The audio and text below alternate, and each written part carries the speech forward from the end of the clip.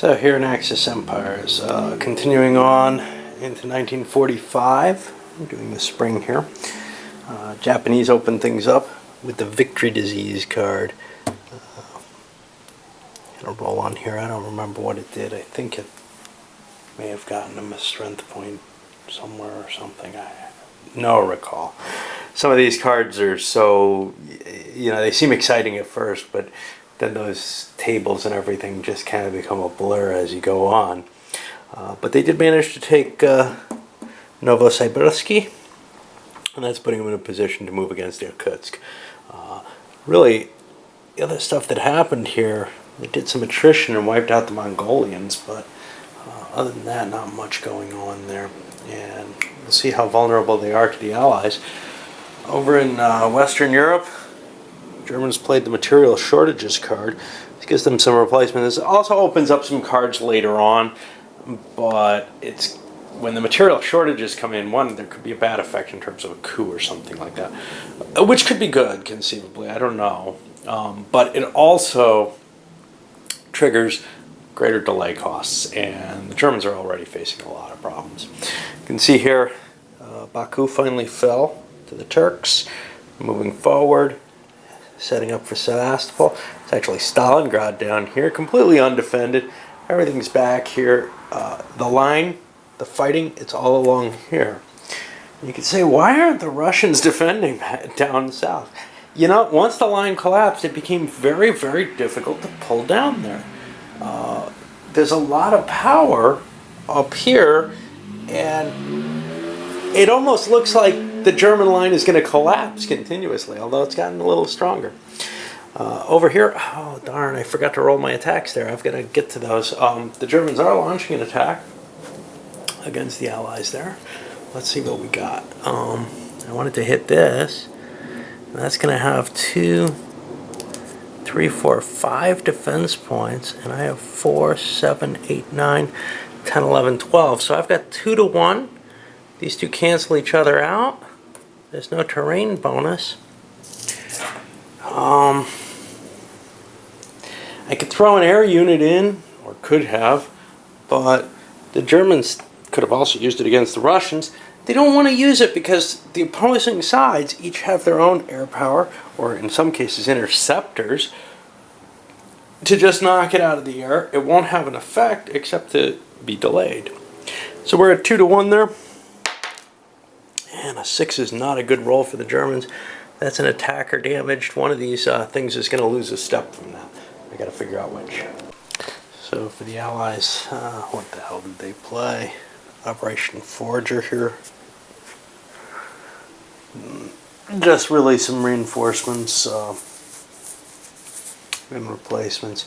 And here actually is why the U.S. was kind of unhappy with breaking down that unit rather than using the troop convoy. They ended up losing a couple of steps of replacements because they didn't have any one-step infantry left.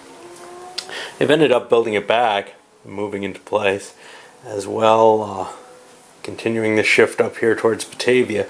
It doesn't feel like they're getting anywhere. They launched an invasion, had a lot of assets thrown into that. On both sides.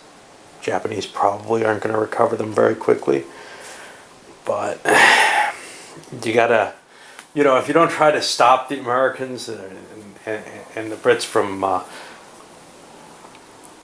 making the invasions, well, sure, you get to keep your support units, but you give up a lot of ground, and eventually they're going to get to make them. And you get to contest less and less as they go on. But, if you don't contest them at all, they just get free rides, and you can't let them have that. Over here in Europe, we have the Sextant Conferences, which I'm now playing correctly, and removed the opposing card over in the Pacific deck from it. Much happened here, some troops. Here's an interesting one. Flip the Western Minor Country Prod +1 to its +2 side. Speaking of which, I didn't take advantage of that. Slip that into place. I only took 1. But that Western production marker actually has 2+1 sides. I'm sure people are aware of this, but kind of who cares? You know, a little production glitch, but. And let's see, we got the Allies still trying to punch their way through here and getting some pretty decent sized forces in France. They've got a breakthrough up here along the up in the Netherlands. A hole there. They didn't have a blitz, so they couldn't really exploit it at all. But they're definitely sealing Germany's fate here. It's just a matter of time. I'd say by the end of the year, Germany's going to be more or less done. Even though the Axis will still exist, Germany doesn't surrender as such, as far as I can tell. So there might be a large German force stuck somewhere in Byelorussia if I'm not careful. I do have to be somewhat worried, though, because wow, I keep building poles in Minsk instead of Warsaw. I've gotten so far in, I thought that was still Poland. Well, it's sort of Polish. Anyway, we'll move on to the Russians, see what they can do if they can start driving the Germans back. They do not feel in good shape at all here. The way things are open up where they are. And when I looked at the Russians in Europe, I had a pile of replacements from last turn from the conditional events segment. You know, one gets used to, hey, put things at time A, time B. And that's a thing this game is kind of difficult for me to deal with. Conditional events come down here, I guess, where it says conditional events, but at different places. There it is. In the final administrative phase. So now I've got like these stacks of Russian units, which could have been useful maybe in defending, say, Stalingrad or something. Well, I put them on the board so I don't lose them, but yeah, it would be nice to remember these things now. The Russians went with a kind of cheap card here, the total war production. It creates a bunch of forces. They don't want to use the high blitz level cards until summer, really. And then that gave them enough points to do a limited war production here and get a few more troops out there. Over in the Pacific, they destroyed a Japanese unit. That's pretty much the effect of what they managed. Over here, a little bit more attrition attacks. One key issue, they took Smolensk back, finally. But other than that, just some casualties. You can see, well, it's kind of hard to tell see what of this is new stuff, but there are a few German armies that have made their way into that box due to the Russian attack. All right, it looks like we're time to move into the later spring here, April, May. The Japanese find themselves having a failed attack here on Ulaanbaatar, and no air unit now, which means come summertime, we'll start seeing Mongolians showing up again. Just a pain in the butt. Over in Russia, nothing really happening. Consideration of an attack here. But really, the Germans just don't have the force. And here's the ugly part. Over here, building up the west, their defenses in the west. Well, he had to strip Copenhagen. And now the Swedes can just come marching down. They're hoping to get something in the way in time, but they didn't have enough forces. I mean, they could have spread and thinned out their forces along the wall even more, but they're just getting shoved back in every direction, and they're hoping to have some defensive capabilities. But it looks so grim for the Germans here. You have a bunch of Turks and Germans streaming through the Caucasus and into the Don region here, and actually, looking like they're going to provide something of a threat to the south. There's still a reasonable amount of German troops on the board. It's just they're not where they really need to be here to stop the collapse. And over here, they're not managing what I had hoped would be the knockout blow, largely because of the weather. All right, on to the Allies.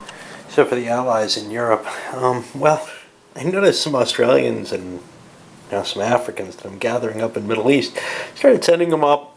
I don't think they can do much here, but if they take Kuwait, they reduce some of the supply problems. I guess, that Russia might be having here. I can't tell. And not really, because this should all be connected, so I don't see how it can help anything.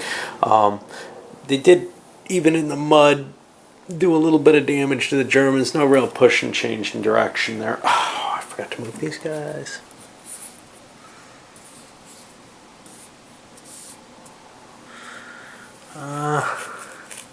Looks like the chances of a German naval invasion are pretty low. I'll leave the unit in Oslo because they still do have access to a northern sea. I don't think that they can do anything, but without protection of some sort there's a potential problem. Over on the Japanese, facing the Japanese, had some attacks. First of all, the attack here reduced the Japanese fortress quite a bit, knocked the Netherlands troops out. They still haven't gathered up the full force that they want for this. They wanted to get a headquarters in place. They have the strength to do that now, but now it's kind of late. And they might be moving their logistics northward at some point. Over here, let's see, they managed to take Eniwetok, and it's kind of a weird situation because the beachhead was in place for that, and they only have one, so they couldn't place another one, even though the Japanese had absolutely no support units, and another invasion would have been very, very possible, but they were still underway with the one that they spent very heavily. They've got a lot of support units, 2 service fleets, a couple carriers, enough convoys, etc. They could have launched maybe an invasion into the Philippines and prepared themselves to push forward there. Well, now, next turn, it'll be contested, but it's not going to be too bad. They can do another one no matter what. And, I don't think they ended up too poorly off because of it. Okay, on to the Ruskies. And the Russians are able to do some serious attrition attacks here in Europe, actually. All those headquarters, that's just artillery, right? That's what it represents, basically, the humongous artillery advantage the Russians had. And they were able to cause more casualties than they took, and they're willing to trade one for one. You can see they've stretched out a line here, making Kuybyshev pretty much impenetrable at this point, and being able to move themselves back towards Stalingrad, opening things up at Voronezh, where they're no longer sealed off there. Yeah, this is kind of sparse, but there's nothing the Germans can really do about it. They're preparing for their attack on Sevastopol, but that's probably not going to work either. And over here, you see they stripped some troops out of here to continue the attack here and split up the into Ulaanbaatar to help defend it a little bit more seriously. I'm going to load this one up. I've got some stuff from from the Allied actions here, as well as what really amounts to a little air battle and some German losses for infantry. Otherwise, this goes up.